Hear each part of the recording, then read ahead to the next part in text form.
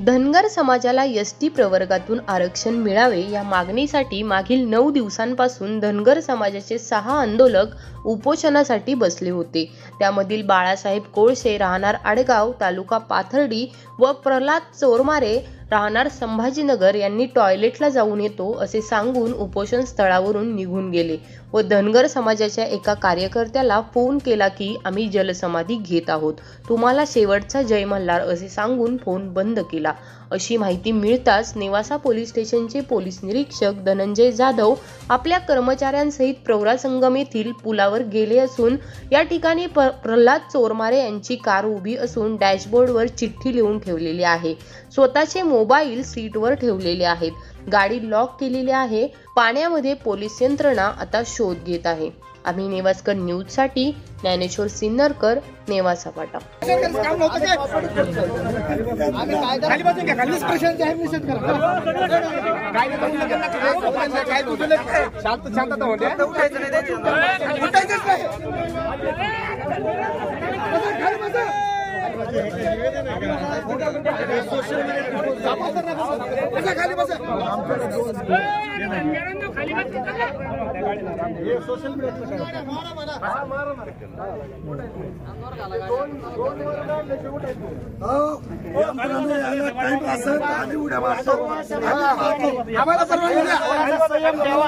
आपले 2 बांधव गेले, बांधवांना त्रास होऊ नये आणि ते दोन्ही बांधव सुखरूप मिळावेत याच्यासाठी सगळ्यांनी प्रार्थना करा।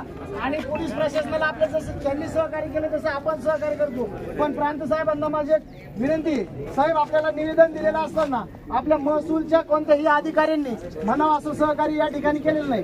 सगळ्यात महत्वाचं म्हणजे तुमचे तहसीलदार साहेब हे सगळ्यात म्हणजे निष्काळजी व्यक्तिमत्व आहे या तालुक्यामध्ये। आम्ही काही दिवसांपासून कारण आणि अजून एक महत्वाचं तहसीलदार गोष्ट ऐका, कालच्याला परवाच्याचे गुन्हे दाखल झाले साहेब, अक्षरशः झोपलेले।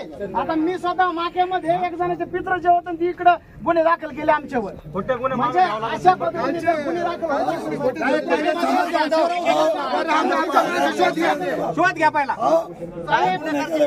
काय गुन्हे केले शोध घ्या माझं स्वतःचं नाव आहे जिवंत माणसं द्या आमच्या